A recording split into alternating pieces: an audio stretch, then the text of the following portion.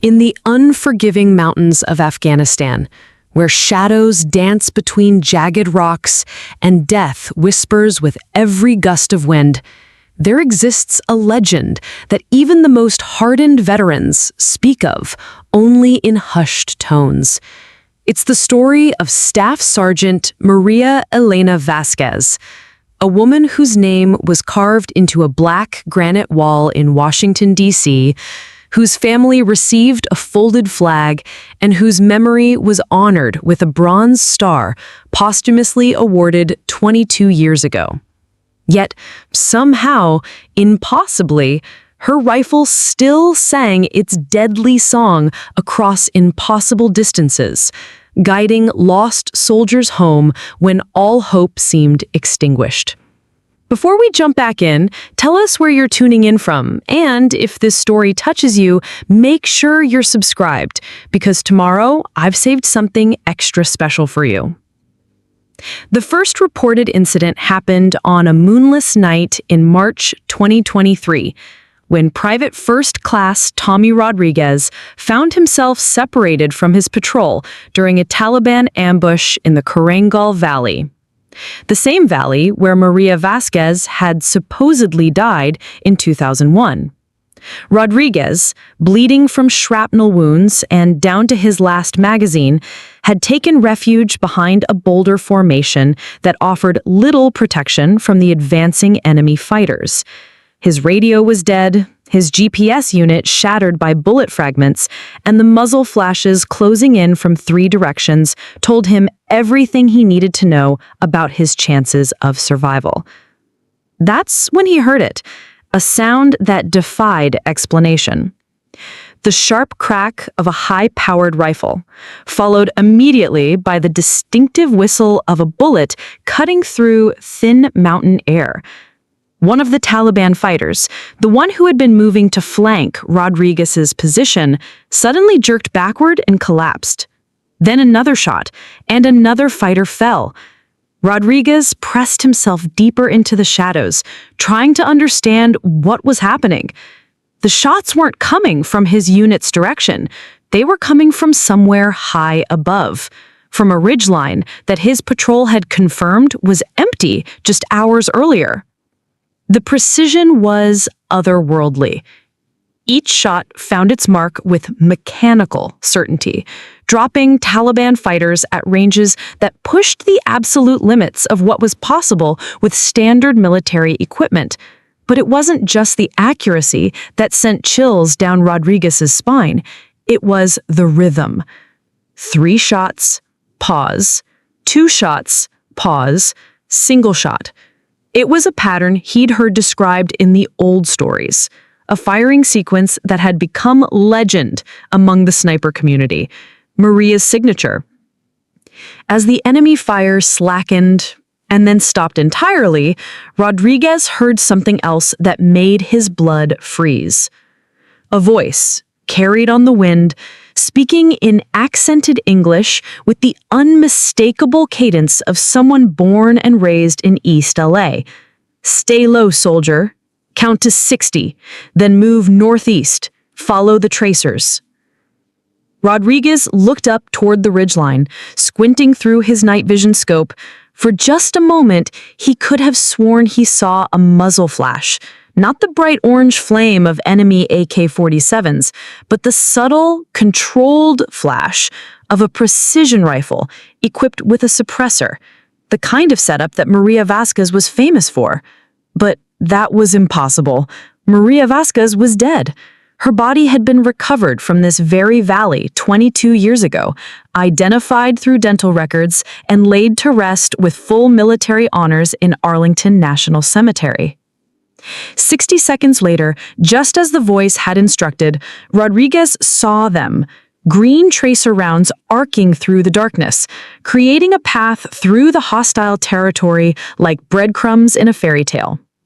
Each tracer seemed to hang in the air longer than physics should allow, painting a route that avoided known enemy positions and led directly toward friendly lines. Rodriguez had no choice but to trust this impossible guidance. He gathered his remaining strength, clutched his rifle, and began to move. The journey that should have taken him through a maze of Taliban positions became a surreal dance through the shadows.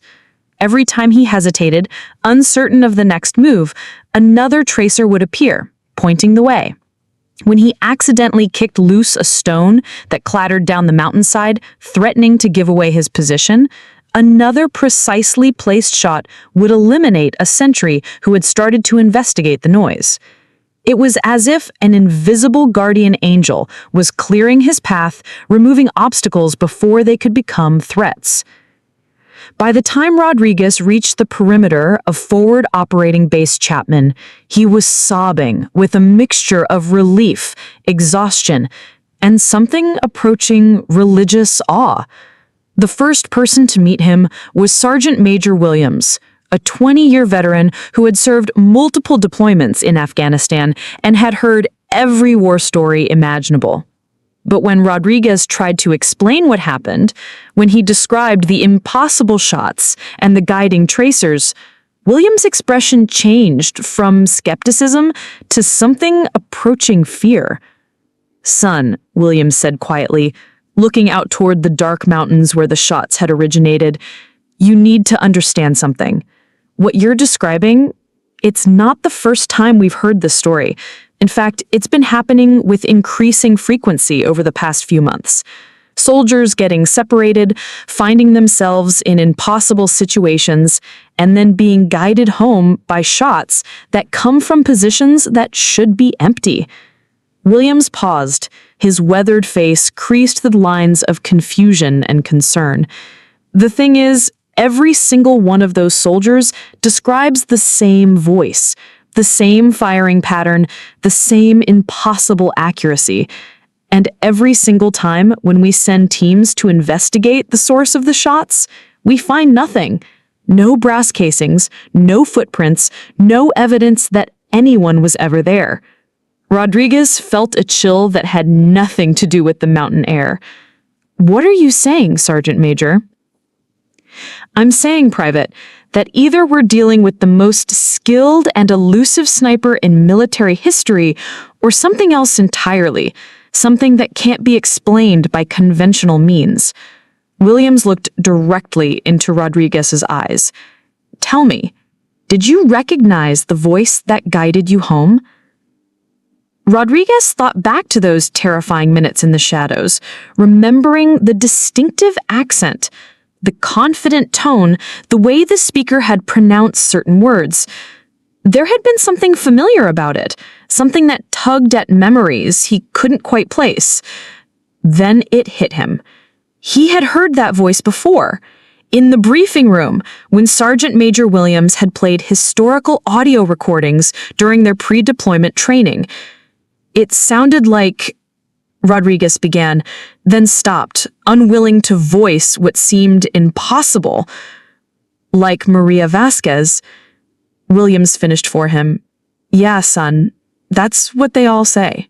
The official military records were crystal clear, and had been for over 2 decades.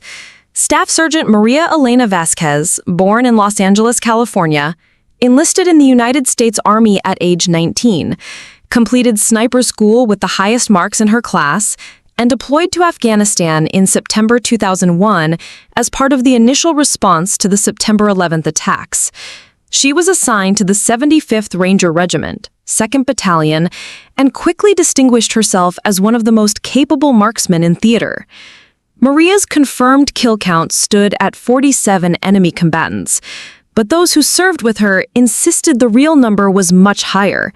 She had a gift that went beyond training or natural ability, an almost supernatural understanding of wind, elevation, temperature, and the dozens of other variables that separate a good sniper from a legendary one. Her longest confirmed kill was recorded at 1,247 meters, achieved with a single shot that took down a Taliban commander who had been coordinating attacks on supply convoys for months. But it wasn't just her marksmanship that made Maria legendary among her peers. It was her unwavering commitment to bringing every soldier home. She had volunteered for more rescue missions than any other member of her unit, often spending days in hostile territory, providing overwatch for extraction teams, or clearing escape routes for trapped patrols. Her fellow Rangers had nicknamed her Guardian Angel long before her death, and the moniker had stuck even after her name was added to the casualty rolls. The circumstances of her death had been well documented and thoroughly investigated. On November 15, 2001, Maria's spotter, Corporal Jake Morrison, had called in a request for immediate extraction after their position was compromised during a reconnaissance mission in the Korengal Valley. The Taliban had somehow detected their hide site and was converging from multiple directions with overwhelming numbers. During the firefight that followed, Morrison reported seeing Maria take multiple hits before their position was overrun. Morrison himself had barely survived, escaping only because Maria had provided covering fire that allowed him to reach a rescue helicopter. He later testified that he had seen Maria's body fall, had seen the blood spreading across the rocky ground, and had been forced to leave her behind when the extraction became too dangerous to continue. A recovery team had returned the following day and found her remains exactly where Morrison had described, along with her rifle and personal effects. The funeral had been held at Arlington National Cemetery with full military honors. Maria's parents, both Mexican immigrants who had worked double shifts in Los Angeles factories to support her daughter's education, had wept as the folded flag was placed in their hands. Her younger brother, Carlos, had sworn on her grave that he would follow in her footsteps and enlist as soon as he turned 18. The Bronze Star had been awarded posthumously, and her name was added to the Vietnam Veterans Memorial alongside thousands of other fallen heroes.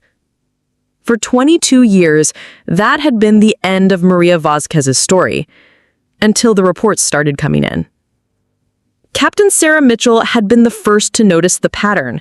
As intelligence officer for the 173rd Airborne Brigade's current deployment, she was responsible for analyzing after-action reports and identifying trends that might indicate enemy tactics or friendly vulnerabilities.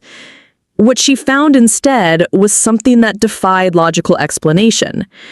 In the past 18 months, there had been 37 separate incidents of isolated soldiers being rescued by unknown friendly fire. In each case, the soldiers reported the same basic sequence of events: separation from their unit during combat operations, finding themselves in seemingly impossible tactical situations, and then receiving precise sniper support from an unknown source that eliminated enemy threats and guided them to safety. The consistency of the reports was what made them impossible to ignore. Every single soldier described shots of impossible accuracy coming from elevated positions that subsequent investigation proved to be unoccupied. Every soldier reported hearing a female voice with a distinctive East Los Angeles accent providing tactical guidance. And every soldier described the same firing pattern: 3 shots, pause, 2 shots, pause, single shot, that matched Maria Vasquez's documented signature exactly. Captain Mitchell had initially assumed the reports were the result of combat stress, mistaken identity, or simple confusion in the fog of war. But as the incidents accumulated, as more and more soldiers came forward with nearly identical stories, she began to suspect something else was happening, something that didn't fit into any conventional military framework. The breakthrough had come when she decided to interview Corporal Jake Morrison, the sole survivor of Maria's final mission and the last person known to have seen her alive. Morrison, now a retired master sergeant living in Colorado, had been reluctant to discuss the events of November 2001, but when Mitchell explained the nature of the current reports, his attitude changed dramatically. "You're telling me," Morrison had said during their phone conversation, "that soldiers are reporting shots that match Maria's signature, coming from positions that are supposed to be empty. That's exactly what I'm telling you, Sergeant. And every one of them describes her voice." There had been a long silence on the other end of the line. When Morrison spoke again, his voice was barely above a whisper. "Captain, there's something I never put in my official report. Something I thought would make me sound crazy, or worse, like I was making excuses for leaving her behind." Mitchell felt her pulse quicken. What kind of something? The thing is, I never actually saw Maria die. I saw her get hit, saw her go down, but in all the chaos and smoke, I never saw her take a fatal shot. When the extraction bird showed up, I made the decision to leave because I thought she was dead or dying, and staying would have just gotten both of us killed. Morrison's voice cracked with emotion that 22 years hadn't diminished. But what if I was wrong? What if she survived somehow? The recovery team found her body the next day. Mitchell reminded him. Dental records confirmed the identification. Yeah, they found a body, but Captain, you have to understand, that firefight was unlike anything I'd ever experienced. There were explosions, cave-ins, rock slides. The whole mountainside was coming apart. What if the body they recovered wasn't Maria? What if she survived, got trapped, and has been living in those mountains ever since? The idea seemed preposterous, but Mitchell found herself unable to dismiss it entirely. If Maria Vasquez had somehow survived her supposed death, if she had been living as a ghost in the Afghan mountains for over 22 years, it would explain the impossible shots, the familiar voice, and the protective instinct that seemed to manifest whenever American soldiers were in mortal danger. But it would also raise questions that Mitchell wasn't sure she wanted to answer. Questions about how someone could survive alone in hostile territory for 22 years. Questions about why Maria wouldn't have made contact with friendly forces. Questions about whether the woman guiding lost soldiers home was still entirely human or had become something entirely else during her decades of isolation and survival. As Mitchell stared at the map of Afghanistan spread across her desk, she began to see a pattern that chilled her to the bone. Every single incident had occurred within a 50-kilometer radius of the Korengal Valley, the same valley where Maria Vasquez had supposedly died, the same valley where her legend had been born. The decision to launch Operation Guardian Angel wasn't made lightly.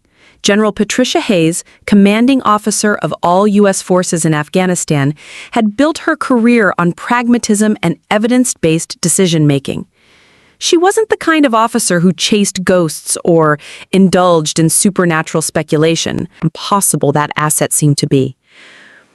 "Let me make sure I understand this correctly," General Hayes had said during the classified briefing that would authorize the operation. "We have a sniper operating in the Korengal Valley who has achieved a 100% mission success rate, has never been detected or identified, and appears to be providing unauthorized but highly effective support to our forces. And our best intelligence suggests this sniper might be a soldier who was declared killed in action 22 years ago." Captain Mitchell, who had become the unofficial expert on what the intelligence community was calling the guardian angel phenomenon, nodded grimly. "That's correct, ma'am. I know how it sounds, but the evidence is compelling." "Evidence of what, exactly? That Staff Sergeant Vasquez faked her death and has been living in the mountains like some kind of hermit sniper for over 2 decades? That she's developed supernatural abilities that allow her to appear and disappear at will? Or are we talking about something even more far-fetched?" The question hung in the air like smoke from a distant fire. Nobody wanted to be the first to voice what they were all thinking, that maybe, just maybe, they were dealing with something that couldn't be explained by conventional military thinking. Something that required them to consider possibilities that existed outside the boundaries of official doctrine. Colonel Marcus Thompson, a decorated special operations veteran who had served 3 tours in Afghanistan, finally broke the silence. "Ma'am, with respect, I'm not sure it matters what we call it or how we explain it. What matters is that we have American soldiers coming home alive who otherwise wouldn't be. If there's someone out there, whether it's Maria Vasquez or someone else, providing that kind of support, don't we have an obligation to find out who it is and how we can work with them?" General Hayes considered this pragmatic approach. From a purely tactical standpoint, Colonel Thompson was right. The mysterious sniper had proven to be more effective at combat search and rescue than any official unit or program. 0 friendly casualties, 0 mission failures, and an enemy kill count that was approaching triple digits. If they could establish contact and coordination, they could potentially save dozens more lives. But there were other considerations as well. If Maria Vasquez was alive, if she had been operating independently in hostile territory for 22 years, there were serious questions about her mental state, her loyalty, and her ability to integrate back into official military structure. Prolonged isolation and combat stress could have profound psychological effects, and a soldier who was declared killed in action might have developed survival mechanisms that put friendly forces at risk.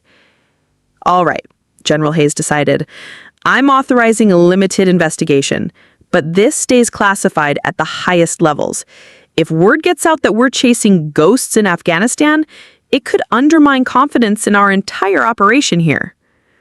The team assembled for Operation Guardian Angel represented some of the most skilled and experienced personnel available in theater. Colonel Thompson would serve as mission commander, bringing his special operations expertise and his intimate knowledge of the Korengal Valley. Captain Mitchell would provide intelligence support and serve as the primary analyst for any evidence they recovered. Master Sergeant Rodriguez, no relation to the Private Rodriguez who had been guided to safety months earlier, would lead a small reconnaissance team equipped with the most advanced surveillance and detection equipment available. But the most critical member of the team was also the most controversial. Retired Master Sergeant Jake Morrison, the last person known to have seen Maria Vasquez alive. Morrison had volunteered to return to Afghanistan as a civilian contractor, despite the obvious psychological risks of revisiting the site of his most traumatic military experience. I need to know, Morrison had explained when Colonel Thompson questioned his decision to join the mission. For 22 years, I've lived with the possibility that I abandoned her, that I left her to die when she might have been saved.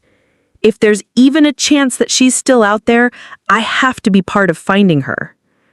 The mission plan was straightforward in concept, but would be enormously challenging in execution. The team would deploy to the Korengal Valley and establish a series of observation posts at locations where the mysterious sniper had previously appeared. Using thermal imaging, electromagnetic detection equipment, and traditional tracking methods, they would attempt to identify and locate whoever was responsible for the Guardian Angel incidents. If they made contact with Maria Vasquez, assuming she was still alive, they would assess her condition, determine her intentions, and explore the possibility of bringing her back into official military structure. If they encountered someone else, they would attempt to identify them and understand how they had acquired such detailed knowledge of Maria's techniques and personal characteristics. And if they found nothing, if the Guardian Angel proved to be as elusive in person as she had been in the dozens of previous investigations, they would at least have exhausted every reasonable avenue of inquiry and could return to treating the incidents as unexplained phenomena rather than potential contact with a living soldier. The deployment began on a gray morning in early October, when the mountain air carried the first hint of the brutal winter that would soon grip Afghanistan. Morrison stood at the helicopter's open door, looking down at the Korengal Valley spread below him like a moonscape of stone and shadow. It looked exactly as he remembered it from 22 years ago, which somehow made it even more unsettling. "You okay?" Colonel Thompson asked, noting Morrison's white-knuckled grip on the safety harness. Morrison nodded, though his face was pale beneath his weathered tan. "Just thinking about the last time I was here, wondering if I'm about to find out that I've been living with unnecessary guilt for over 2 decades, or if I'm about to discover that my guilt was justified all along." As the helicopter began its descent toward the landing zone, each member of the team was lost in their own thoughts about what they might find in the mountains where legends were born and where the line between the living and the dead seemed thinner than anywhere else on Earth. But what they didn't know was that they were being watched from a ridge nearly 2 kilometers away, through the scope of a rifle that had thought lost forever, by eyes that had seen too much death and too much war, but had never stopped watching over the soldiers who found themselves lost in the darkness. The observation post had been established on a rocky outcropping that provided excellent visibility over the valley floor while offering multiple escape routes if the team's position was compromised. For 3 days, they had maintained round-the-clock surveillance using every piece of detection equipment in the military's inventory. Yet, they had found nothing more substantial than shadows and wind-blown debris. Master Sergeant Rodriguez was beginning to wonder if they were chasing phantoms when his thermal imaging scope picked up something that made him freeze mid-scan. On a ridgeline approximately 800 meters to the northeast, there was a heat signature that didn't match the ambient temperature patterns of the surrounding rocks. It was subtle, so subtle that a less experienced operator might have dismissed it as equipment malfunction or atmospheric interference. "Colonel," Rodriguez whispered into his radio, "I've got something. Grid reference 774229, thermal anomaly on the northeast ridge." Thompson was beside him within seconds, studying the signature through his own optics. What he saw sent a chill through his combat-hardened nerves. The heat signature was human-shaped, but seemed to flicker in and out of visibility, as if whoever was generating it had mastered the art of controlling their body temperature or had access to thermal camouflage technology that didn't officially exist. "How long has it been there?" Thompson asked. "I just picked it up, but that doesn't mean anything. If someone knows how to mask their thermal signature, they could have been watching us for hours." Rodriguez adjusted his scope's sensitivity settings, trying to get a clearer reading. "Sir, there's something else. The signature is consistent with a prone shooting position, and it's oriented directly toward the valley floor where most of the Guardian Angel incidents have occurred." Jake Morrison, who had been monitoring radio communications from the command post, felt his heart rate spike when he heard the coordinates. He grabbed his map and quickly calculated the position. The ridgeline Rodriguez had identified was less than 200 meters from where he had last seen Maria Vasquez 22 years ago. The proximity couldn't be coincidental. "I need to get up there," Morrison announced, already reaching for his rifle and pack. "Negative," Thompson replied firmly. "If that's our guardian angel, approaching without proper protocol could spook them. We need to—" Morrison cut him off with a look of such fierce determination that even the battle-hardened colonel paused. "With all due respect, sir, if that's Maria up there, I'm the only person on this team who she might recognize and trust. She knew me, served with me, bled with me. If anyone can make contact without triggering a defensive response, it's me." Captain Mitchell, who had been monitoring radio communications from the command post, looked up from her laptop screen with an expression of growing concern. "Colonel, there's something else you need to see. I've been correlating the thermal signature with electromagnetic readings from our SIGINT equipment.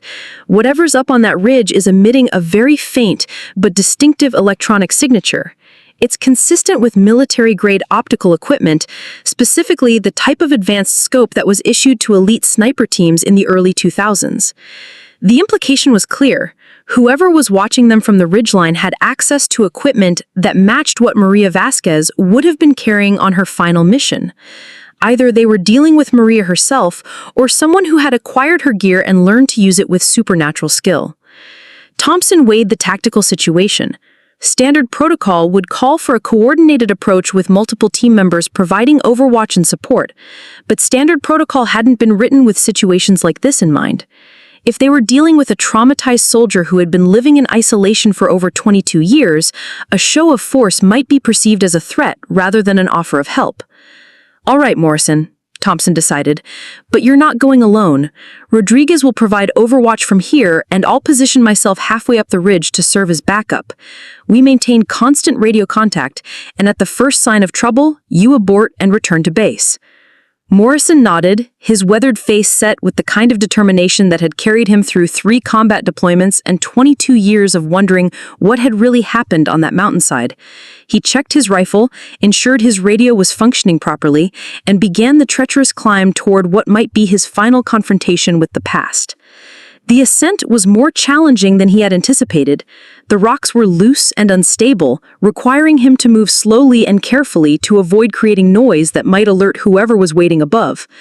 Every few meters, he would pause to scan the ridgeline through his scope, but the thermal signature had vanished as completely as if it had never existed.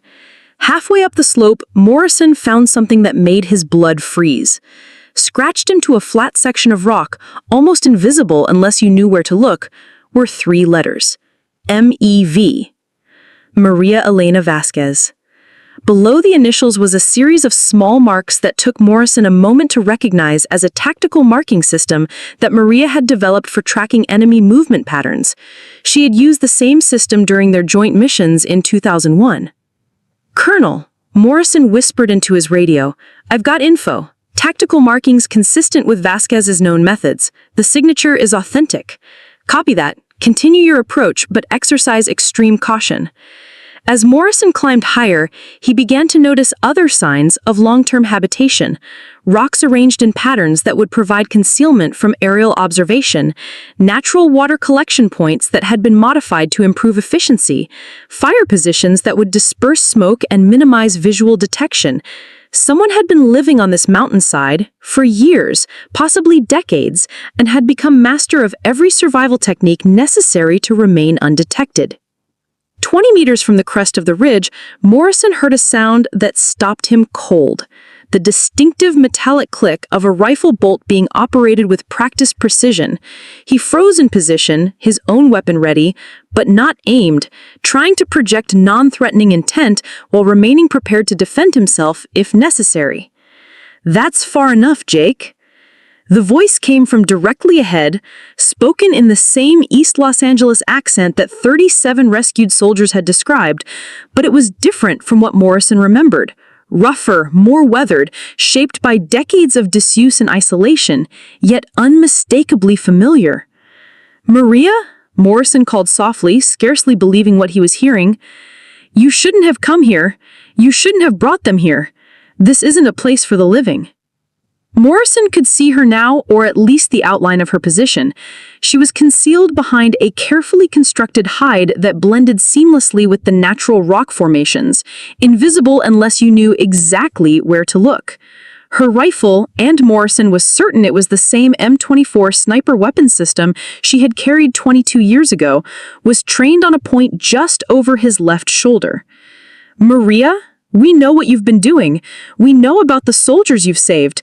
Everyone thinks you're dead. There was a funeral, a medal ceremony, my parents buried an empty coffin. What they found down there wasn't me. It was Corporal Sarah Chen from the 10th Mountain Division. She was captured 3 days before our mission went bad, tortured and killed by the same Taliban cell that ambushed us. They dressed her in my gear to confuse the recovery team." Morrison felt the world shift beneath his feet. But the dental records. Chen had extensive dental work done at the same base clinic I used. Similar age, similar build, similar injuries from the torture. In the condition the body was in when they found it, the identification was understandably mistaken. I've been watching over her grave for 20 years, Jake, watching over all the graves, making sure no more soldiers die alone in these mountains like she did. The implications crashed over Morrison like an avalanche. If Maria was telling the truth, then Sarah Chen had been buried under Maria's name, while Maria herself had been left to survive in hostile territory, presumed dead by the very military she had sworn to serve. The psychological trauma of such abandonment, combined with the physical demands of surviving in the Afghan mountains for over 22 years, would have been enough to break most people completely. But Maria Vasquez has never been most people. Preparing and narrating this story took us a lot of time, so if you are enjoying it, subscribe to our channel. It means a lot to us. Now, back to the story. Jesus Christ, Maria, Morrison whispered, the weight of 22 years of misplaced guilt finally lifting from his shoulders, only to be replaced by something far worse. The knowledge that his actions had condemned his friend and fellow soldier to a living death. "I should have stayed. I should have searched harder. You should have followed orders," Maria interrupted, her voice carrying no trace of anger or accusation. "You did what any good soldier would do. You made a tactical decision based on the information available, and you saved yourself. That's what I trained you to do." Morrison could hear movement above him, the subtle sound of someone shifting position while maintaining concealment. Through his scope, he caught a glimpse of weathered clothing that had been patched and repaired countless times, of skin that had been darkened and scarred by decades of harsh mountain weather, of eyes that held depths of experience no human being should have to carry. "Maria, we can bring you home." Medical care, psychological support, contact with your family. Your parents are still alive. They never stopped hoping that somehow, some way, you might come back. The silence that followed his words stretched so long that Morrison began to wonder if Maria had somehow vanished again, dissolved back into the mountain landscape like morning mist. When she finally spoke, her voice was barely audible above the wind that perpetually scoured the high ridges. Home? There was a bitter laugh in the word. Jake, this mountain is my home now. These rocks, these caves, these endless valleys where the wind never stops blowing, this is where I belong. I've become something that doesn't exist in your world anymore. Something that can't exist in your world. What do you mean? Morrison heard the sound of someone moving, and suddenly Maria was visible, standing on a rocky outcropping 30 meters above him. The years had changed her in ways that went beyond simple aging. She was leaner, more angular, her movements carrying the fluid grace of a predator that had learned to survive in an environment where the slightest mistake meant death.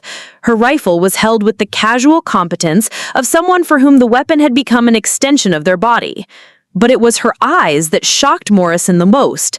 They were the same dark brown he remembered, but they held a depth of knowledge and pain that seemed almost inhuman. These were the eyes of someone who had seen too much death, caused too much death, and had been forced to make decisions that no person should ever have to make. I mean, that I've killed 412 enemy combatants in 22 years of unauthorized operations.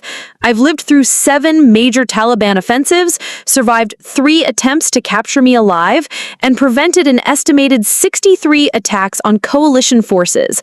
I know the name, family background, and tactical preferences of every Taliban commander operating in this region. I know which valleys are safe during monsoon season and which caves provide the best protection from drone surveillance. She paused, studying Morrison's face with the intensity of someone evaluating a potential threat. I also know that I've been legally dead for over 20 decades, which means I have no official status, no legal protections, and no guarantee that your government won't decide I'm more valuable as a laboratory specimen than as a reintegrated soldier. I've become very good at staying alive, Jake. Good enough that I'm not willing to risk that survival on promises from people who already left me for dead once. Morrison understood her caution, but he also understood something else. Maria Vasquez was dying. Not from any physical ailment, but from the isolation and trauma of carrying such an enormous burden alone for so many years. The woman she was looking at was holding herself together through sheer force of will and an unbreakable commitment to protecting other soldiers. But she was reaching the end of her psychological reserves. The soldiers you've saved, Morrison said carefully, they all describe hearing your voice, receiving guidance that kept them alive. You've been protecting them, watching over them. But who's been watching over you? For the first time since their conversation began, Maria's composure cracked slightly. Morrison saw her shoulders tense, saw her grip tighten on her rifle, saw the carefully controlled mask slip just enough to reveal the exhaustion and loneliness beneath. "That's not your concern," she said, but the words lacked conviction. "The hell it isn't," Morrison replied, climbing closer despite the obvious risk. "You were my spotter, my partner. We swore an oath to each other and to our country. That oath doesn't have an expiration date." Colonel Thompson, who had been monitoring the conversation through Morrison's radio, made a command decision. Against all protocol and tactical wisdom, he began climbing toward their position, his weapon secured and his hands visible. If Morrison was right about Maria's psychological state, if she was as close to the breaking point as she appeared to be, then this might be their only chance to bring her back from the edge. Captain Mitchell, who was watching the drama unfold through high-powered optics from the base camp, noticed something that made her heart race. On her electromagnetic monitoring equipment, she was picking up signals that suggested other electronic devices in the immediate area. Not just Maria's scope and equipment, but multiple signatures that indicated a sophisticated communication and surveillance network. "Colonel, you need to know that the thermal and electronic signatures suggest that Staff Sergeant Vasquez isn't operating alone up there. I'm reading at least 3 additional positions with active electronic equipment, all coordinated and all focused on your location." The implication was staggering.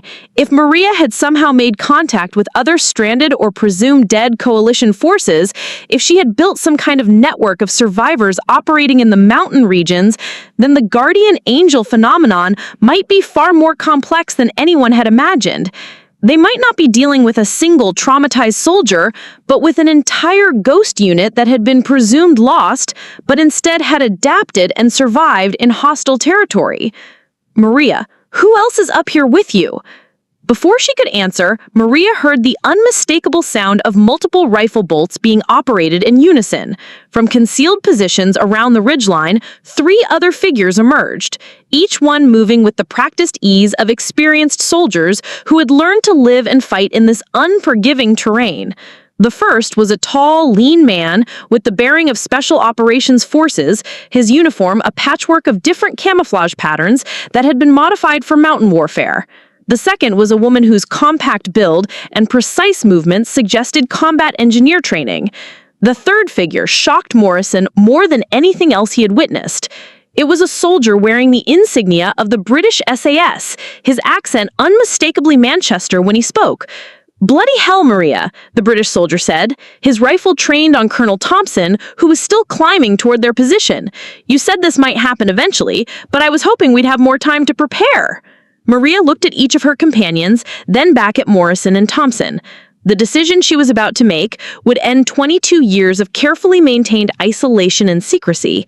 It would expose not just herself, but the entire network of presumed dead soldiers who had found each other in the mountains and had chosen survival and continued service over official reintegration. "Jake, I want you to meet the real guardian angels. This is Master Sergeant David Chen. Yes, he's Sarah's older brother, and he's been looking for her for 22 years. This is Staff Sergeant Jennifer Walsh, who was supposed to have died in an IED explosion in 2019, and this is Sergeant Major William Davies of the 22nd SAS Regiment, officially killed in a helicopter crash in 2020. Morrison felt the pieces of an impossible puzzle clicking into place. You've been collecting them, finding soldiers who were left behind, presumed dead, and bringing them together. "We've been finding each other," Maria corrected. "The mountains have a way of revealing those who are truly lost versus those who have simply chosen a different path. We've become something new, something that doesn't exist in official doctrine or military regulations. We've become the soldiers who watch over other soldiers when the system fails." Colonel Thompson, who had finally reached a position where he could observe all 4 of the guardian angels, found himself facing a tactical and ethical dilemma unlike anything in his 25 years of military service. These weren't enemy combatants or deserters. They were soldiers who had been declared dead by their respective governments, but had instead formed an unofficial unit dedicated to protecting coalition forces in Afghanistan. The implications were staggering from both operational and political perspectives. If word of their existence became public, it would raise uncomfortable questions about military casualty reporting, recovery operations, and the effectiveness of official search and rescue protocols. It would also create diplomatic complications with allied nations who had conducted memorial services for soldiers who were apparently still alive and operating in hostile territory. But from a purely tactical standpoint, the Guardian Angels represented an intelligence and operational asset of incalculable value. They possessed intimate knowledge of enemy movements, terrain features, and tactical patterns that had been accumulated over decades of continuous operations.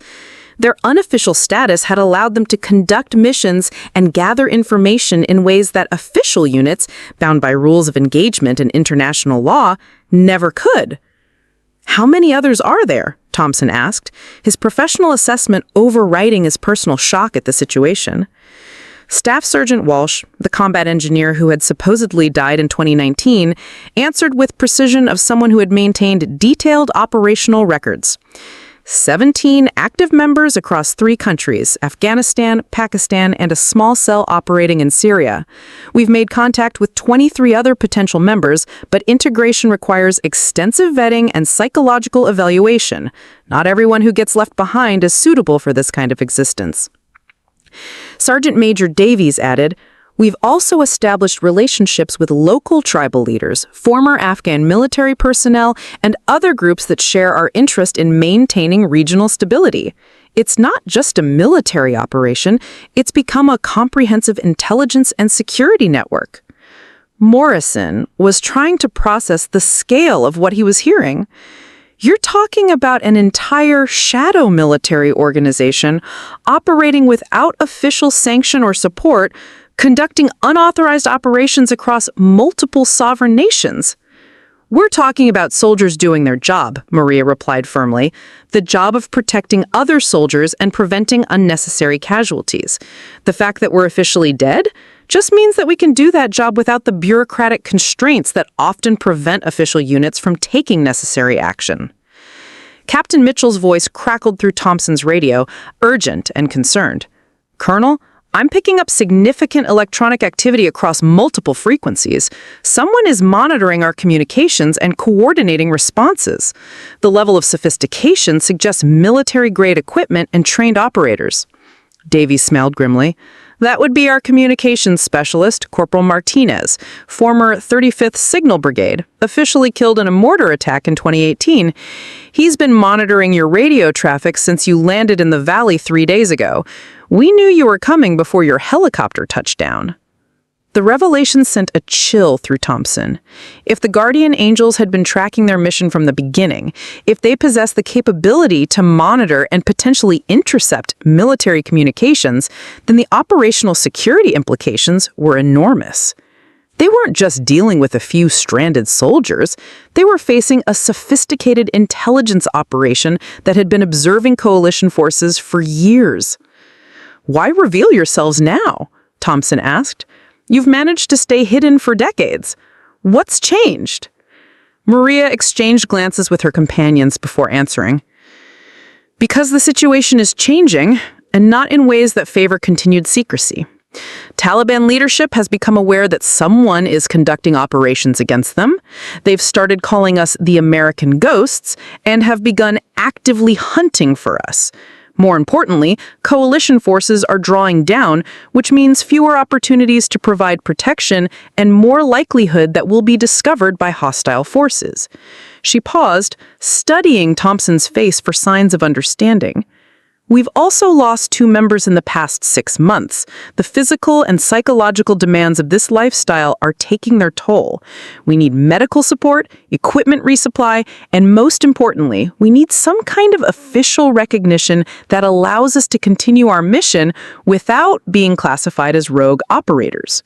Walsh added, "We're not asking to be reintegrated into normal military structure.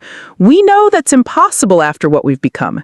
But we need assurance that our families will be taken care of, that our actions will be recognized as legitimate military operations, and that we won't be abandoned again if the political situation changes." Thompson found himself in a position that no amount of military training had prepared him for. The soldiers standing before him had sacrificed everything, their official identities, their legal status, their connections to family and friends, to continue serving in the most dangerous and thankless way possible. They deserved recognition, support, and honor. But they also represented a massive security risk and a potential diplomatic nightmare. "I can't make the kind of commitments you're asking for," Thompson said honestly. "Those decisions have to be made at levels far above my pay grade. What I can do is ensure that your situation is presented accurately and completely to the people who do have the authority to make those decisions."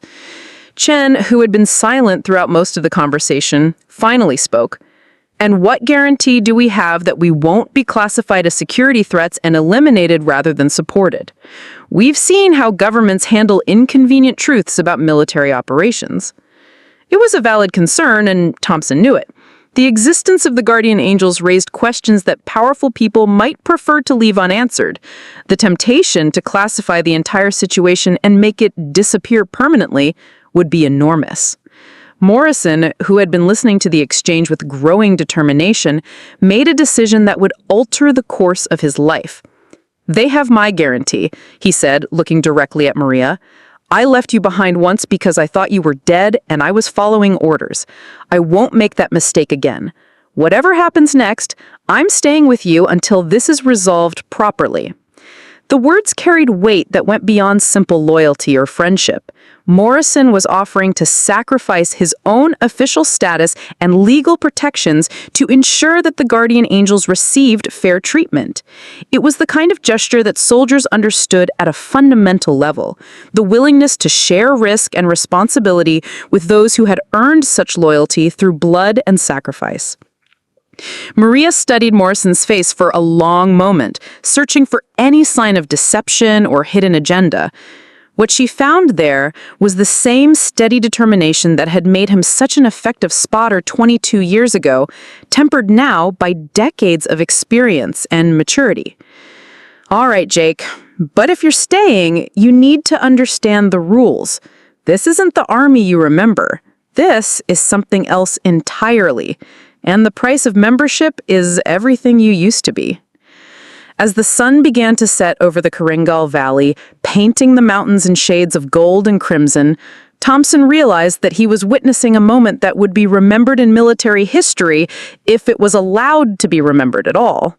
The question now was whether the system that had failed these soldiers once before would prove capable of acknowledging their sacrifice and incorporating their unique capabilities, or whether the guardian angels would once again disappear into the mountains, taking their secrets and their service with them. The hidden base that Maria led them to defied every assumption Thompson had made about the guardian angel's operational capabilities. Carved into a natural cave system deep within the mountain, it represented decades of careful engineering and camouflage work that had created a fully functional military installation invisible to satellite surveillance, thermal imaging, and aerial reconnaissance. The main operations center was equipped with communications gear that rivaled anything Thompson had seen at official forward operating bases. Multiple computer workstations displayed real-time tactical information, satellite imagery, and communication intercepts from Taliban and other hostile forces throughout the region. The level of intelligence gathering and analysis capabilities was staggering for a unit that officially didn't exist. "Welcome to Firebase Ghost," Maria said, noting Thompson's obvious surprise at the sophistication of the installation. 22 years of scrounging, trading, and creative acquisition can accomplish quite a lot when you're motivated by staying alive. Corporal Martinez, the communications specialist who had been monitoring their earlier radio traffic, looked up from a bank of electronic equipment that seemed to have been assembled from components spanning 2 decades of military technology. "Colonel, I've been tracking increased Taliban chatter since your team arrived in the valley. They know something's happening and they're starting to coordinate response activities." Thompson studied the tactical displays that showed enemy positions, patrol routes, and communication patterns across hundreds of square kilometers of Afghan territory. The intelligence picture was more complete and current than anything he had access to through official channels. "How are you gathering this information?" Staff Sergeant Walsh answered from a workstation where she was analyzing satellite imagery. Combination of electronic intercepts, human intelligence networks, and direct observation. "We've been watching these groups operate for years. We know their leaders, their tactics, their supply routes, and their long-term objectives better than they do themselves." Davies, the British SAS operative, added, "We've also developed relationships with local tribal leaders, former Afghan military personnel, and other groups that have reasons to oppose Taliban expansion. It's not just intelligence gathering. We've become part of the local security ecosystem." The implications were profound. The guardian angels had essentially created their own intelligence agency, with capabilities that in some areas exceeded those of official military and intelligence services.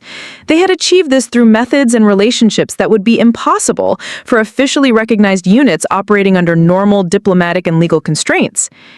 "Show him the map," Chen said quietly.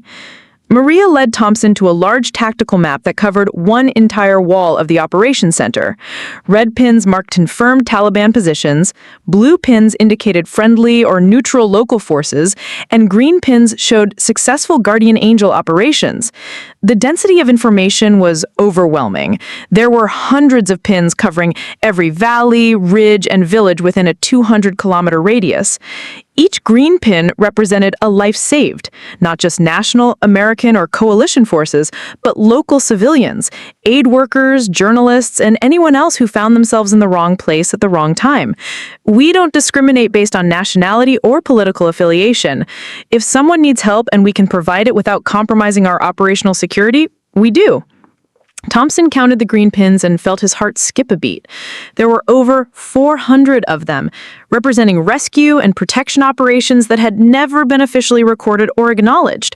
The Guardian Angels had been conducting a private war against the forces of chaos and terrorism for over 20 years, saving lives and preventing atrocities on a scale that dwarfed many official military operations. Why haven't you made contact with coalition forces before now? This level of intelligence and operational capability could have made a significant difference in official military operations. The question seemed to touch a nerve among all 4 of the visible Guardian Angels. Maria's expression hardened, Walsh looked away from her workstation, and Davies made a sound that might have been bitter laughter. "We tried," Chen said finally, "multiple times over the years. Each time the response was either disbelief, classification as a security threat, or attempts to capture us for interrogation. The official military establishment doesn't know how to deal with soldiers who exist outside normal command structures, even when those soldiers are trying to help." Martinez looked up from his communications station. "Colonel, I've been intercepting communications from your headquarters within hours of your mission being authorized. There were already discussions about neutralizing unauthorized personnel if contact was established.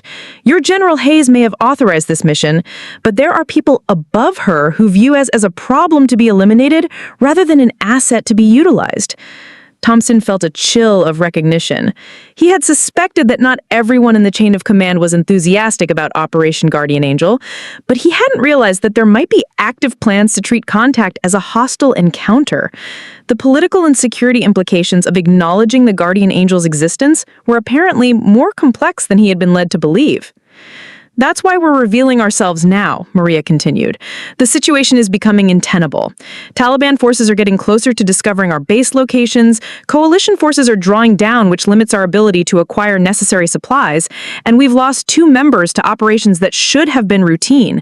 We need official recognition and support, or we need to extract and relocate to somewhere that offers better long-term survival prospects." Walsh turned from her workstation to face Thompson directly. "Colonel, we're not asking to be reintegrated into normal military structure.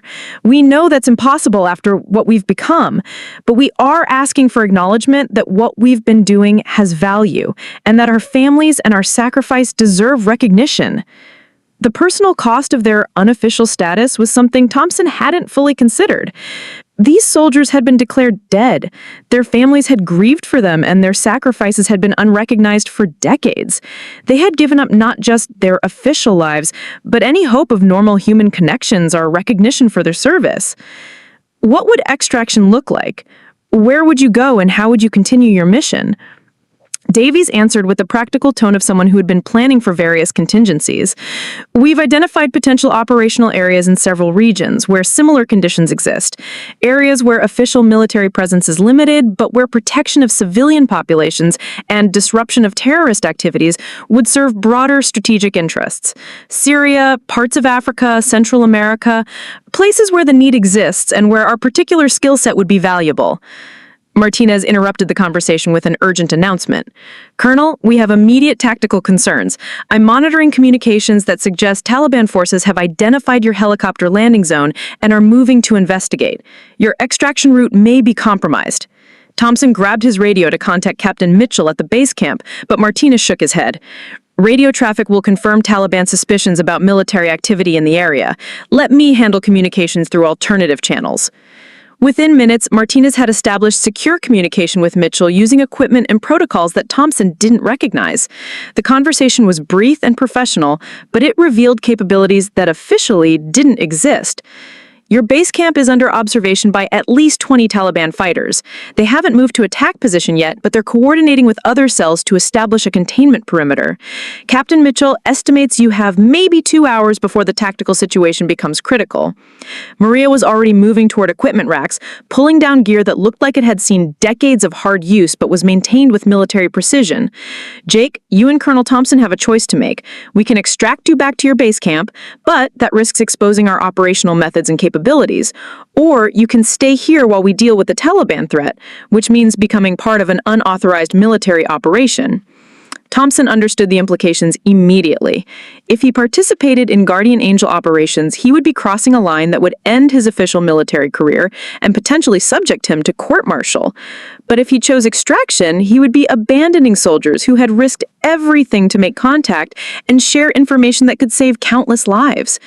Morrison, who had been quietly observing the entire exchange, made the decision for both of them. We're staying. Whatever happens next, we're part of this now. As allows began to sound throughout the hidden base and the Guardian Angels moved with practiced efficiency to prepare for combat operations, Thompson realized that he was about to witness warfare as it existed outside the boundaries of official doctrine, rules of engagement, and political constraints. He was about to see what happened when soldiers were freed from bureaucratic limitations and allowed to focus purely on the mission of protecting lives and defeating enemies. The tactical briefing took place in a command center that had been carved from solid rock and equipped with communications gear that seemed to blend technology from multiple decades and nations. Maria stood before a three-dimensional tactical display that showed Taliban positions, friendly force locations, and terrain features with a level of detail that Thompson had never seen outside of the Pentagon. The situation is more complex than a simple assault on our position, Maria began, her voice carrying the authority of someone who had been making life-and-death tactical decisions for over 2 decades. Taliban forces aren't just responding to your presence. They're using this opportunity to launch a coordinated attack on 3 village locations that have been providing us with intelligence and support. The display showed red indicators moving towards civilian population centers, while additional enemy forces maneuvered to surround the Guardian Angels' mountain stronghold.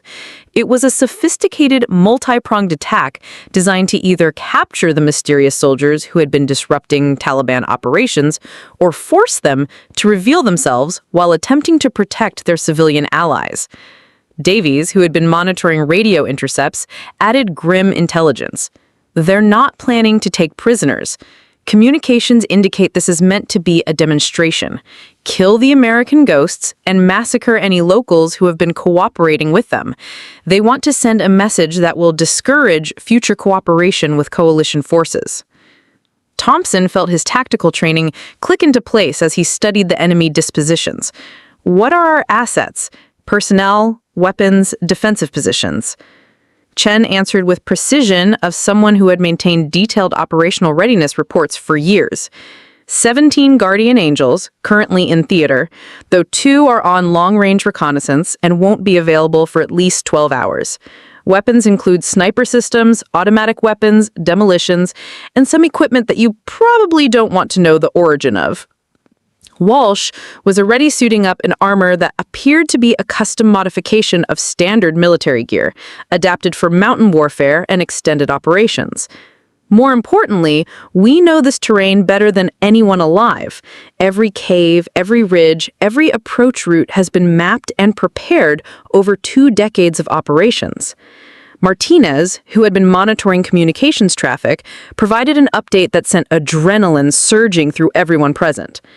Taliban assault teams are moving faster than anticipated, estimated 30 minutes until the first village comes under attack, 45 minutes until they reach our perimeter.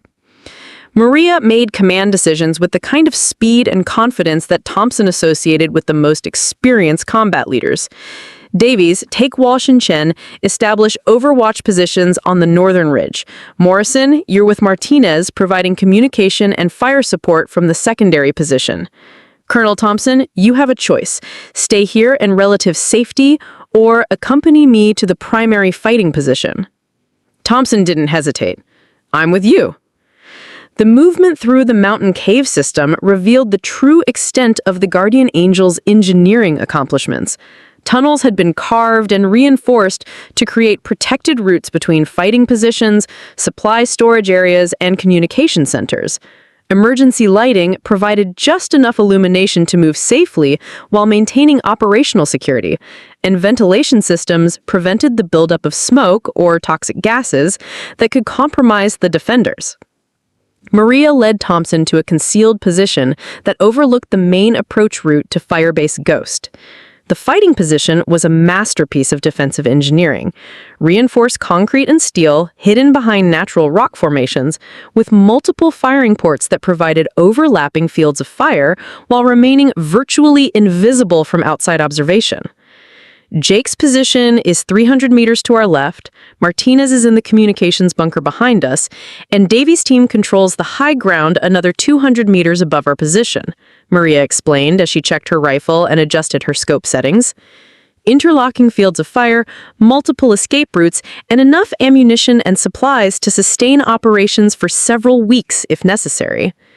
Thompson was beginning to understand how the Guardian Angels had survived for over 20 years in hostile territory. This wasn't just a hidden base, it was a fortress that had been designed and constructed by soldiers who understood both the tactical requirements of mountain warfare and the engineering principles necessary to create sustainable defensive positions. The first contact came exactly 31 minutes later, as Taliban fighters began their approach up the narrow valley that led to Firebase Ghost. Maria's voice was calm and professional as she spoke into her radio headset, coordinating defensive fires with precision that would have impressed instructors at the Army's most advanced tactical schools. Davies, I have 12 fighters moving along the eastern ridge, range 800 meters. Walsh, can you confirm the count? Walsh's voice crackled back through the communication system. Confirmed 12 on the eastern approach, but I'm also seeing movement in the valley floor, at least 20 additional personnel with heavy weapons. The battle that followed was unlike anything Thompson had experienced in his 25 years of military service. The Guardian Angels fought with a coordination and tactical sophistication that seemed almost telepathic, each member anticipating the other's actions and adjusting their own fires to create devastating crossfires that decimated Taliban assault formations. Maria's marksmanship was beyond anything Thompson had witnessed. Shot after shot found its target at ranges that pushed the limits of her equipment and the laws of physics. Taliban fighters who thought they were concealed behind rocks or vegetation suddenly found themselves exposed to precisely aimed fire that seemed to come from impossible angles. "How is she making those shots?" Thompson asked Morrison over the radio. Morrison's response carried a mixture of admiration and something approaching awe. 22 years of practice in this exact terrain, shooting at targets who use the same tactics and occupy the same positions. She knows every rock, every wind pattern, every atmospheric condition that affects bullet trajectory in these mountains. But it wasn't just Maria's individual skill that was decimating the Taliban assault. The Guardian Angels had turned Firebase Ghost into a killing field where every approach route, every piece of cover, and every tactical decision the enemy might make had been anticipated and prepared for. Booby traps, pre-positioned explosive charges, and carefully constructed obstacles channeled attacking forces into predetermined kill zones where overlapping fires from multiple positions made survival nearly impossible. Martinez's voice cut through the sound of gunfire with urgent intelligence. Taliban commanders are requesting reinforcements and heavy weapons. They're also trying to coordinate with the assault teams attacking the villages. If they can't take our position directly, they're planning to use civilian casualties to force us into the open. The tactical situation was evolving exactly as Maria had predicted. The Taliban weren't just trying to eliminate the Guardian Angels, they were using the attack as an opportunity to demonstrate that cooperation with American forces would result in deadly consequences for civilian populations. "We can't let them reach the villages," Maria announced, her voice carrying absolute conviction. "Davis, Chen, begin displacement toward Village Alpha. Walsh, you're with me for overwatch and fire support. Morrison and Colonel Thompson maintain position and coordinate with Martinez for communication with any official forces that might be able to provide assistance." Thompson was realizing that he was witnessing a command decision that perfectly illustrated the difference between official military operations and the Guardian Angels' approach to warfare. A conventional military unit would request authorization, coordinate with higher headquarters, and wait for approval before conducting operations that crossed pre-established boundaries. The Guardian Angels simply identified the tactical requirement and executed the mission. As Maria and Walsh disappeared into tunnel systems that led toward positions overlooking the threatened villages, Thompson found himself alone with Morrison and Martinez in a combat situation that officially did not exist, fighting alongside soldiers who were legally dead against an enemy that would show no mercy to anyone they captured. The sound of gunfire was intensifying as Taliban assault teams pressed their attacks on multiple fronts, but Thompson was beginning to understand that the Guardian Angels had been preparing for this moment for decades. Every tactical decision, every defensive position, and every piece of equipment had been chosen and positioned with the knowledge that eventually they would have to fight for their survival against overwhelming odds. The tactical situation deteriorated rapidly as Taliban forces split their assault into 3 coordinated attacks. Village Alpha, home to 43 civilians, including 18 children, was under direct assault by a Taliban team equipped with heavy machine guns and rocket-propelled grenades. Village Beta was surrounded, but not yet under direct attack, apparently being held as leverage to force the Guardian Angels into exposed positions. And Firebase Ghost itself was under increasing pressure as enemy reinforcements arrived with weapons that could potentially breach the defensive positions. Martinez, monitoring multiple communication channels simultaneously, provided Thompson with a running commentary that painted an increasingly desperate picture. Taliban commanders are coordinating timing to maximize casualties and psychological impact. They plan to execute civilians in Village Beta if we intervene in the Alpha assault, but they're also positioning forces to massacre Alpha if we don't respond immediately. It was a tactical nightmare scenario that would have challenged any military unit, but for the Guardian Angels, it represented exactly the kind of impossible choice they had been making for over 2 decades. Official military units would have called for air support, requested additional ground forces, or potentially made the strategic decision to sacrifice the smaller threat to preserve forces for the larger battle. The Guardian Angels prepared to attempt saving everyone. Maria, to all positions, came the calm voice through the radio system. Initiate Protocol 7. Full commitment, no reserves, maximum risk acceptance. Thompson had no idea what Protocol 7 entailed, but Morrison's sharp intake of breath suggested it was something extraordinary even by Guardian Angel standards. Within seconds, Thompson began to understand as he watched the most precisely coordinated military operation he had ever witnessed unfold across multiple kilometers of hostile territory. Davies and Chen had somehow moved to positions that provided overlapping sniper coverage of Village Alpha from ranges exceeding 1,200 meters. Walsh had established a demolitions position that could disrupt Taliban supply routes while also providing escape corridors for civilian evacuation. And Maria had moved to a position that Thompson's tactical training told him was impossible to reach undetected in the available time. Range to primary target, 1,847 meters. Wind speed variable, ranging from 8 to 15 knots from the southwest. Target is the Taliban commander coordinating the Village Alpha assault. Eliminating him should disrupt their tactical coordination long enough to extract civilians. Thompson did rapid calculations in his head. An 1,847-meter shot in mountain terrain with variable wind conditions was at the absolute limit of what was possible with military sniper equipment. Even under ideal conditions, with perfect atmospheric data and unlimited time for preparation, such a shot would be challenging for the world's best marksman. Maria was attempting it under combat conditions, with the lives of 43 civilians hanging in the balance. Shot fired, Maria reported. Through his high-powered scope, Thompson watched the Taliban command position. For what seemed an eternity, nothing happened. Then, the Taliban commander who had been gesturing toward the village while coordinating the assault suddenly collapsed backward.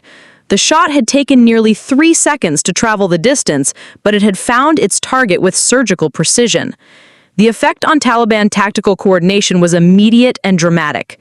Without their field commander providing direction, the assault teams began acting independently, making decisions that Davies and Chen could anticipate and counter. The disciplined attack degraded into a series of uncoordinated rushes that the Guardian Angels systematically destroyed. But Maria wasn't finished. Adjusting for secondary target, range 1,923 meters. Target is heavy weapons position, threatening civilian escape routes. Thompson was witnessing marksmanship that transcended normal human capability. At ranges approaching 2,000 meters, atmospheric conditions, bullet drop, and wind drift created variables that required superhuman precision to calculate and compensate for. Yet Maria was making these shots under combat stress with minimal time for preparation while coordinating a complex, multi-position defensive operation. The second shot eliminated the Taliban heavy weapons team, opening an escape corridor that allowed Village Alpha's civilians to begin evacuating toward positions controlled by Davies and Chen. But the Taliban commanders had anticipated this possibility and activated their contingency plan, the immediate execution of hostages in Village Beta. Multiple civilians down in Beta, Martinez reported, his voice tight with controlled emotion. Confirmed executions beginning. The Taliban commander is demanding Guardian Angel surrender in exchange for stopping the massacre. Thompson watched Maria's response to this tactical and moral crisis with a mixture of admiration and horror. Rather than accepting the Taliban ultimatum or attempting to negotiate, she began displacement toward a position that would provide firing solutions against Village Beta's attackers. The move would expose her to enemy observation and fire from multiple directions, essentially guaranteeing her own death in exchange for a chance to save the remaining hostages. Maria, negative on displacement, Davies called over the radio. Position is too exposed. Recommend. Override. Maria replied curtly. Execute Protocol 7 means everyone comes home or no one does. Morrison, who had been monitoring the tactical situation through his own scope, made a decision that defined everything Thompson would later remember about the battle for Firebase Ghost. Rather than remaining in the protected position, Morrison began his own displacement toward a location where he could provide overwatch for Maria's impossible approach. "Jake, return to position immediately," Maria ordered. "Not happening. 22 years ago, I left you behind. Not making that mistake again." What followed was the most precisely executed tactical movement Thompson had ever witnessed.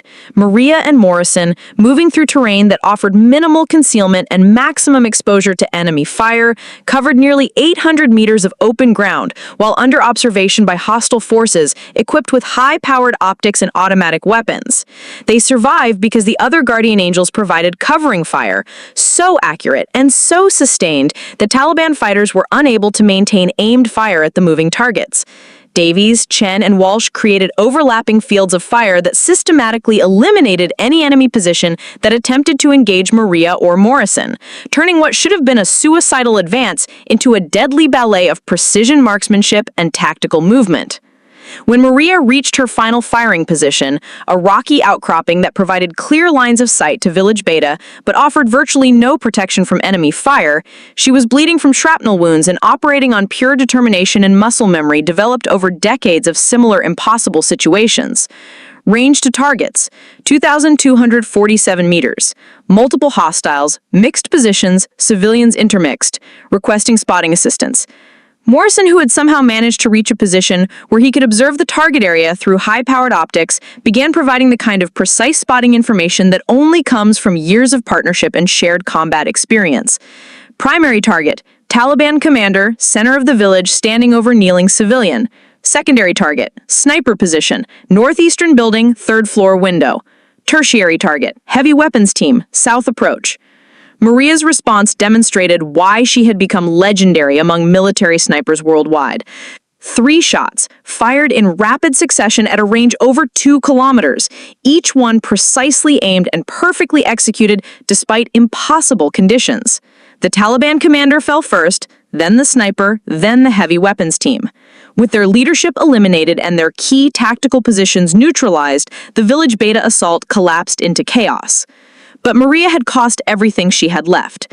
Thompson watched through his scope as she collapsed against the rocks, her rifle falling from nerveless fingers, her body finally succumbing to the accumulated wounds and exhaustion of a battle that had pushed human endurance beyond all reasonable limits. Morrison reached her position first, followed by Walsh, who had somehow crossed nearly a kilometer of hostile territory while carrying medical supplies. What Thompson witnessed next would remain with him for the rest of his life. The reunion of two soldiers who had found each other again after 22 years of separation, guilt, and impossible service. "Hey, Jake," Maria whispered as Morrison cradled her head as Walsh worked to stop the bleeding from multiple shrapnel wounds. "Did we get them all?" Morrison looked toward the villages where civilian evacuation was proceeding under the protection of Davies and Chen's overwatch. "Yeah, Maria, we got them all. Everyone's coming home." For the first time in 22 years, Staff Sergeant Maria Elena Vasquez allowed herself to believe that her impossible war might finally be ending. The medical evacuation of Maria Vasquez presented challenges that went far beyond the normal complexities of battlefield medicine. As Walsh worked to stabilize her wounds using supplies and techniques that had been refined through decades of treating injuries in impossible conditions, Thompson found himself faced with a decision that would define not just Maria's future, but the entire relationship between official military forces and the Guardian Angels. "Colonel," Martinez called from his communication station, "I'm monitoring increased military helicopter traffic heading our direction. Someone's responding to the firefight, but I can't determine if they're coming to provide support or conduct damage assessment." Thompson grabbed his radio to contact Captain Mitchell at the original base camp, but found only static. Either Mitchell's position had been overrun during the Taliban assault, or communications were being jammed by forces unknown. The isolation was complete. The Guardian Angels and their unexpected allies were cut off from official support at the moment when they most needed medical evacuation and tactical assistance. "We need to get her to a proper medical facility," Walsh announced, looking up from her patient with the kind of professional assessment that comes from years of treating combat casualties under impossible conditions. "I can stabilize the immediate bleeding and manage pain, but she's lost too much blood and taken too much internal damage for field treatment." Morrison, who had remained at Maria's side throughout Walsh's medical intervention, looked up at Thompson with an expression of desperate determination. "There's a coalition medical facility at Forward Operating Base Chapman, maybe 40 kilometers from here. If we can get her there, if we take her there, she'll be turned over to military intelligence, debriefed, and potentially charged with being absent without leave for 22 years, Davies pointed out with brutal practicality. "The medical care might save her life, but it will definitely end her freedom and possibly result in criminal prosecution." The moral complexity of the situation was staggering. Maria had just risked everything to save civilian lives and had successfully completed a tactical operation that would be studied in military academies for decades. But officially, she was a deserter who had been absent without leave for over 2 decades, operating outside military authority and conducting unauthorized combat operations. The system she had served so faithfully had no mechanism for recognizing or protecting someone whose service existed outside official boundaries. Chen, who had been monitoring tactical displays throughout the medical emergency, announced a development that complicated the situation even further. Incoming aircraft, multiple rotors approaching from 3 directions. Flight pattern suggests military search and rescue, but I'm also detecting electronic signatures that could be special operations or intelligence gathering platforms. Thompson realized that the helicopter traffic Martinez had detected wasn't random. Someone in the chain of command had made the decision to respond to reports of the firefight with significant force. Whether that response was intended to provide assistance or to contain and eliminate potential security threats remained unclear. Maria, despite her injuries and the medications Walsh had administered for pain management, remained conscious and aware enough to understand the tactical situation. When she spoke, her voice was weak but carried the same authoritative tone that had commanded respect throughout the battle. "Colonel," Maria whispered, "you need to understand something about what you've witnessed here today. The Guardian Angels aren't just individual soldiers who happen to survive being declared dead. We're a network that includes people in positions of authority throughout the military and intelligence communities. People who have been protecting us, providing us with intelligence and resources, and ensuring that our operations remain secret." Thompson felt the implications of this revelation crash over him like an avalanche. If Maria was telling the truth, then the Guardian Angels weren't just a group of rogue operators. They were part of a much larger conspiracy that reached into the highest levels of military and government authority. The mission to investigate the guardian angel phenomenon might have been authorized by people who already knew exactly what they would find. The helicopters heading our way, Maria continued with obvious effort, include at least one crew that's been providing us with medical supplies and equipment for the past 5 years. They're not coming to arrest us. They're coming to extract us to a medical facility that can provide treatment without requiring official documentation or identification. Morrison looked skeptical. And if you're wrong, if those helicopters contain intelligence operatives who want to disappear us permanently? Maria managed a weak smile that reminded Thompson of the confidence she had displayed during the impossible shots that had saved so many lives. Then we'll find out whether 22 years of survival training was enough to prepare us for whatever comes next. The sound of approaching helicopters grew louder, echoing off the mountain walls in ways that made it impossible to determine exact numbers or positions. Davies, who had moved to an observation position that provided visual contact with the aircraft, reported details that increased rather than resolved the uncertainty. 3 helicopters, 2 medical evacuation birds, and 1 that's configured for special operations. The medical birds are displaying proper coalition markings and are following standard approach protocols. The special operations aircraft is maintaining overwatch position and appears to be providing security rather than preparing for assault operations. Walsh, who had completed her initial medical assessment and treatment of Maria's wounds, looked up at Thompson with an expression that mixed professional medical judgment with the pragmatic realism of someone who had survived years of making impossible decisions. Colonel, from a purely medical standpoint, she needs surgical intervention within the next 2 hours, or the internal bleeding will become life-threatening. Whatever political or legal complications might result from official medical treatment, they're secondary to keeping her alive. Thompson found himself in a position that no amount of military training had prepared him for. He was being asked to make a command decision that would determine not just Maria's fate, but potentially the future relationship between official military forces and an organization that had been conducting unauthorized but highly effective operations for over 2 decades. The approaching helicopters represented either salvation or catastrophe, but there was no way to determine which until they committed to a course of action. Trust the system that had left these soldiers for dead once before, or maintain the secrecy that had kept them alive and operational for 22 years. As the first helicopter began its landing approach, kicking up clouds of dust and debris that temporarily obscured visibility, Thompson got his first look at the personnel who would determine whether the Guardian Angel's long war was ending in recognition and honor, or in capture and silence. What he saw gave him the first moment of genuine hope he had felt since the mission began. The crew chief who emerged from the aircraft was wearing the insignia of a master sergeant. But more importantly, he was carrying medical equipment that was clearly intended for trauma surgery rather than detention operations. Behind him came a figure that Thompson recognized despite 20 years of aging and the accumulated stress of multiple combat deployments. "Hello, Maria," said Brigadier General Patricia Hayes, the theater commander who had authorized Operation Guardian Angel. "I think it's time we had a proper conversation about the work you've been doing up here." The military hospital at Ramstein Air Base in Germany had seen thousands of wounded soldiers over the decades, but the arrival of Staff Sergeant Maria Elena Vasquez presented medical and administrative challenges that had never been encountered before. How do you treat a patient who has been legally dead for 22 years? How do you process medical records for someone whose official military service ended in 2001? How do you explain to a family that their daughter, whose funeral they attended over 2 decades ago, is lying unconscious in a hospital bed after surviving impossible odds in the mountains of Afghanistan? The answers to these questions were being worked out at the highest levels of military and government authority, while Maria underwent the surgical procedures necessary to repair the damage from years of accumulated injuries and the recent battle that had nearly cost her life. But for Jake Morrison, who had maintained a bedside vigil since her arrival, the bureaucratic complexities were secondary to the simple miracle of her survival. "The doctors say she's going to make a full recovery," Morrison told Colonel Thompson during one of his visits to check on Maria's condition. "Physically, anyway.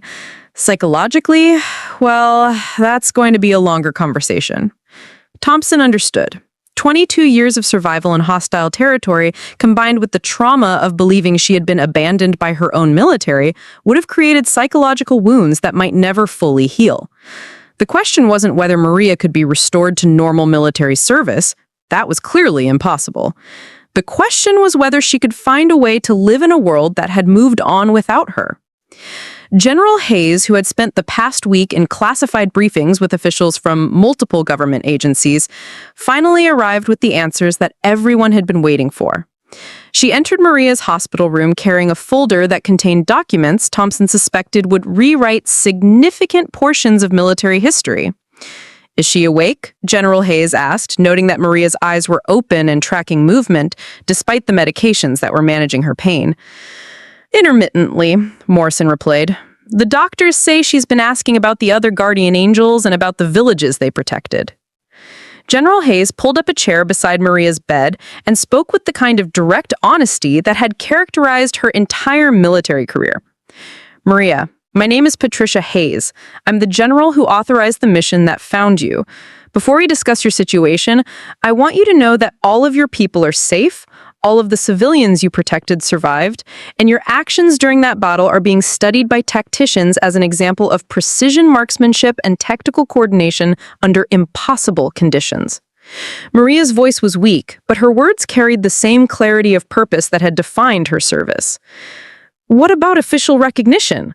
The guardian angels have been operating without support, without acknowledgement, without any guarantee that their families would be taken care of if they were killed in action."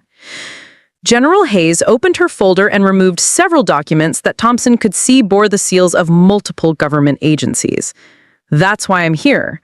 What you and your people have accomplished over the past 22 years has been documented, analyzed, and presented to the President of the United States, the Secretary of Defense, and the leadership of every allied nation that has had personnel operating in Afghanistan." She paused, allowing the significance of that statement to register.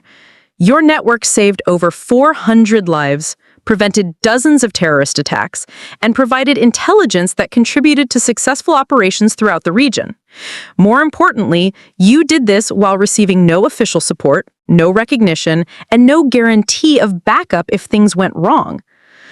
Maria struggled to sit up despite her injuries, her expression showing the first sign of hope that Thompson had seen since the rescue. "Are you saying—" "I'm saying that as of this morning, the guardian angels are no longer ghosts," General Hayes interrupted. "You've been officially reinstated to active duty with full back pay and benefits dating to 2001. Your people have been offered similar reinstatement with the opportunity to continue operations under official sanction and support. And your families, all of your families, have been notified that their loved ones are alive and will be coming home as decorated veterans rather than missing persons." The emotional impact of this news was visible in Maria's face as 22 years of uncertainty and isolation finally came to an end. But her next question revealed the tactical mindset that had kept her alive through impossible odds. What about operational security? The methods we developed, the networks we established, the intelligence assets we cultivated over 2 decades of independent operations? General Hayes smiled with the kind of professional respect that one warrior extends to another. "That's the most remarkable part of this entire situation.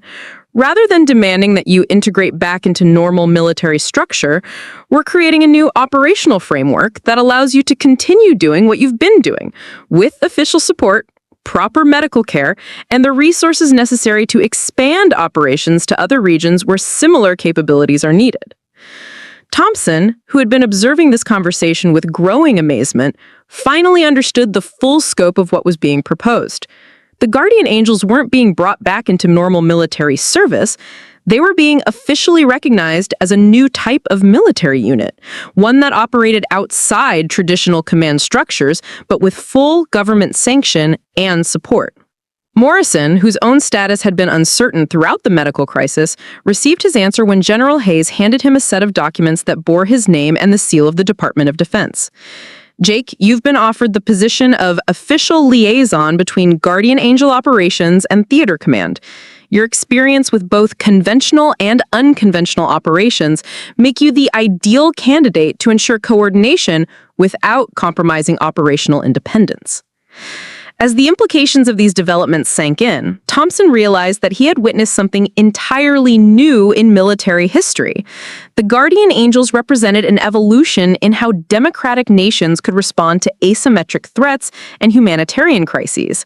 Small, highly skilled teams that could operate independently while maintaining accountability to legitimate authority. But perhaps most importantly, he had witnessed the resolution of a moral crisis that had haunted the military establishment for decades.